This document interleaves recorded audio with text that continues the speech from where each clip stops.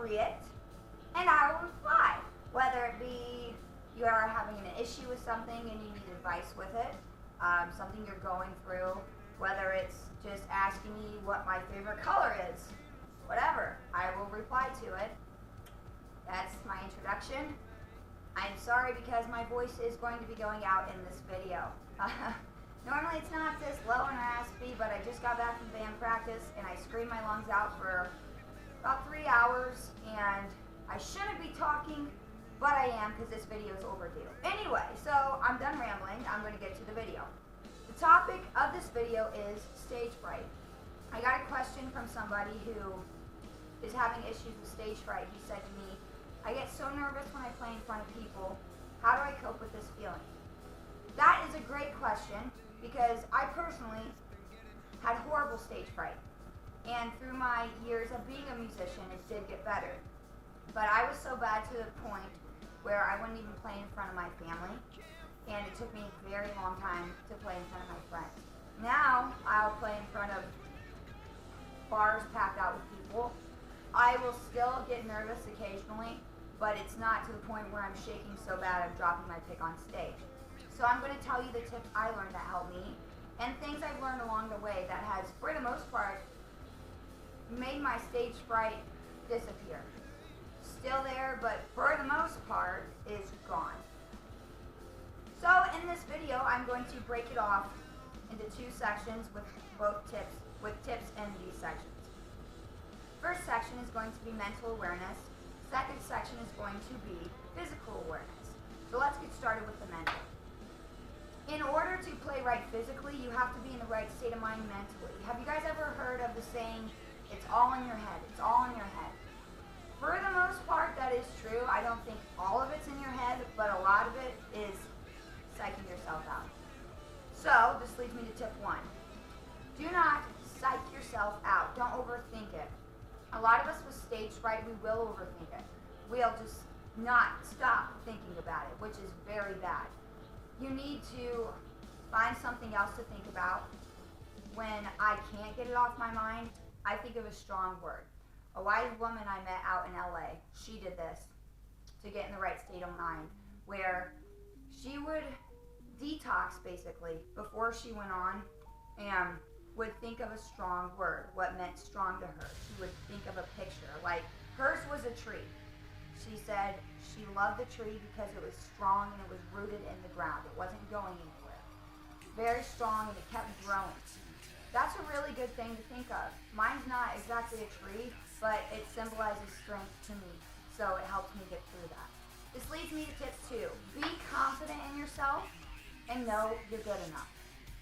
A lot of people who have stage fright, we go through this thing where we pick at every little thing we do wrong. We never acknowledge what we do good. It's always just the little tiny things, the perfectionist side of us, if you will, that we do wrong. We mess up and we hate it. But guess what? Everyone's going to mess up. So instead of focusing on what if you mess up, focus on being confident and know you're good enough to play it. I mean, it sounds kind of cheesy. Oh, well, God's done it. I am good enough. But it works. You got to be confident. If you're not confident in what you're playing, you're not confident in what you're doing, or you think you're not good enough to do it, you are not going to catch the attention of the people in the audience. Don't get an attitude about it. Don't be cocky about it. You know, just be confident. And you guys are good enough. Everyone is good enough if they put enough work and effort into it. So, you got to give yourself credit. This tip 2 leads me into tip 3. Yay! Remember, everyone is human. Everyone is going to make mistakes, you guys. Whether it be little tiny mistakes or really big mistakes. This world is not perfect. None of us are perfect. So whether it be an actual person make a mistake or maybe a sound guy or gear, it's going to happen. So if you make a mistake, if you mess up, no big deal if you do. Make your recovery. All you have to do is just jump back in it. Don't sit there and get all pouty and upset about it. You messed up. Oh well. Happens. Keep going. Make your recovery. Jump back into it. Act like it didn't happen. Be as energetic and full of life as you were before. There's no reason we should fear messing up because we know, like I said, everyone is human. But when bands go into studios, the reason those people are in the studio that much is because they have to make it sound perfect. That's why studio takes the longest time it does. Because everything has to be perfect. Not, oh, that's almost good enough. It's gotta be solid. So when you're playing live, you keep that studio thought in mind. If we were all perfect and we didn't make mistakes, studio time would not take 8 hours or as long as it does to make. We would just go in there, boom, bam, done. That's what I'm trying to point out with the studio reference is, if we were all perfect, there wouldn't even need to be a studio. So that's just kind of food for thought. Think of that. Section number 2, the physical section, you guys. Be well rehearsed and practiced before you go on stage. I know because I've done this. You have to know what you're playing in order to be comfortable with it, regardless if there are people around or not. So always keep that in mind. Tip 2, physical movement helps get rid of the jitters. Might sound crazy, but before I go on for showtime, I'll do this. Stay in school, old folks say you're pulling a fool. Down the street, I'm the girl next door. Yeah, I'm being serious, guys. Maybe yours isn't as dramatic as mine, but the physical movement helps with that racing heartbeat. I will do this before I go on stage, and I'll do this on stage. Obviously, I'm not going to be doing jumping jacks on stage, but I'm going to be moving on stage, getting rid of my jitters as I'm playing. Head banging, walking around, not pacing around, but walking around, making my presence known, head banging, getting into it. Because when you get that physical movement started, it helps. It helps make you feel like you're doing something and get rid of that racing heartbeat. I knew a drummer one time who, out in LA, when we played, he had terrible stage fright. He was pretty close to me. And he would jump all the way up, bounce off the ground, do a push-up, and jump all the way up. And he'd do that maybe, it was like his ritual every time before he'd go on. He'd do that maybe 3 or 4 times. Got in a habit of doing it, and it made him feel good. And then he'd go up on stage, and he would be, you know, still moving around. So keep that in mind. I still do it every time before I go on stage, and I think that would help you guys out. It would really help me out. Also, remember to do it on stage, just not as dramatic. Tip 3.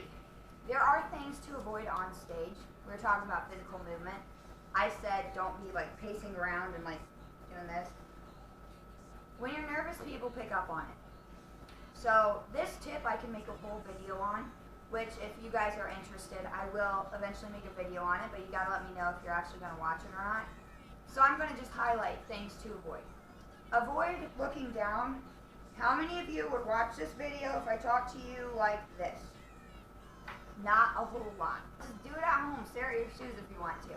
On stage, don't do that. Please avoid looking down. People will pick up on that. People sense nervous energy, especially when you're on stage, because not to scare you, but when you are on stage, you're on the spotlight. So people are going to notice that. If you're doing things like hand gestures to your face, that is very noticeable. I do this a lot. Mine's necessarily not even a nervous thing. It's the fact that I look ugly without bangs and I have to have my face covered, but it gets in my eyes and it gets annoying. When you're touching your face or you're getting close to your face like this, even though you might not realize it, people realize it a lot. Avoid attitudes when you're on stage. This was back in the mental section I talked about.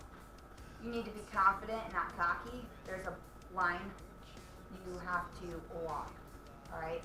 I've watched bands that were pretty good, but their attitudes ruined it for me. I was not interested in providing or playing or paying for that band.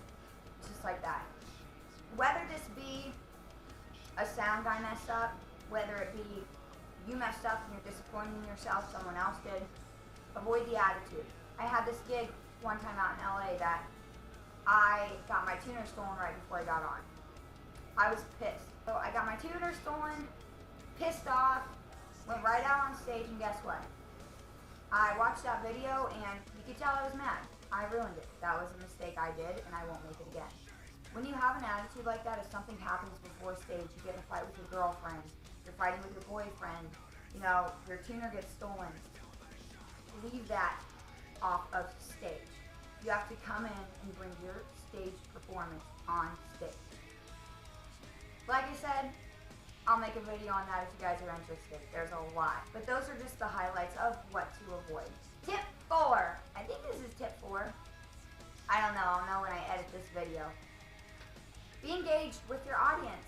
Like I said, people pick up on nervousness. So a good way to not give off that nervous vibe, even if you are nervous, is to be engaged. Whether this be eye contact, maybe pointing someone out, not in a bad way. We don't want to point someone out and flip them off. I mean, seriously, I've seen people do that, and that was not good. It's a lot of tension. I would avoid that. Anyway, eye contact, clapping if there's like a certain breakdown. You want to get people into it. Things like that. Smiling at somebody maybe, that looks like they're having a bad day. Talking to someone. I've heard people say, "Oh, I love you!" And the bands who get on the mic, once they're done, they're like, "Oh, I love you too." That's cool. Obviously, there are appropriate timings for that. Don't do that in the middle of a song. But, make sure your audience is engaged in what you're doing. Make sure you are getting the crowd involved. That's important. Tip 5. This goes out to the people who don't have perfect vision. I learned this trick from my brother. He's in a lot of school plays. And I went to one of his plays and he was doing phenomenal. Acting, singing, everything. Just nailed it. And I looked over at my mom and I said, "How does he do that? He's looking right at me." And my mom says, "Oh, he takes off his glasses." I was like, "Oh."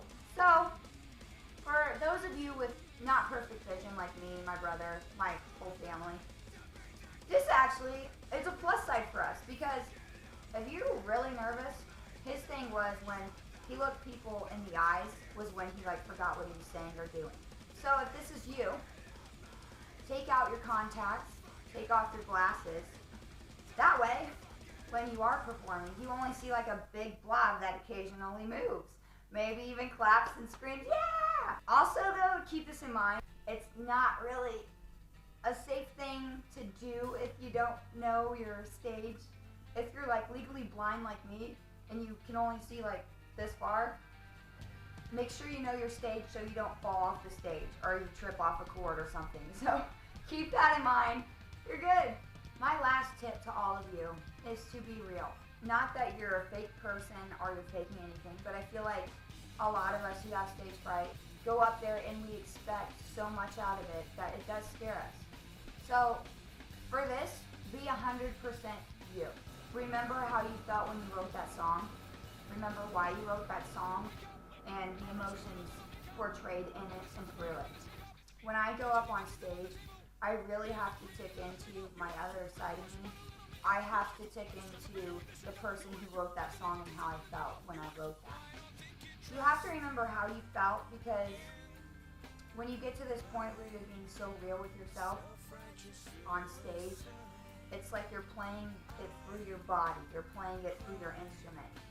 And it gets to a point now where I will perform in front of people and I'll get so into it and how I felt about it that it's like no one else is around me. The rest is history. So I really suggest trying this out because it really worked for me. So you guys, these were my tips to you. I hope they helped you out. Let me know down below, which I'm sure you will. Let me know if this video sucked or if this video was awesome. And I will make a following Ask X video of what to avoid on stage with more details, not just highlights if you're interested. And I will also make a video of my story. So you guys aren't thinking, this chick talks to her camera for 20 minutes and she's telling us about stage fright, really? I have some pretty interesting stories to talk to you guys about, what I went through and how I got through it. So I will see you guys in the next video. Please continue to post your questions down below. Message me, Facebook, my band page, you know the deal. And like and subscribe please if you like this. See you guys in the next video. Good luck, you're gonna kill it. In a good way.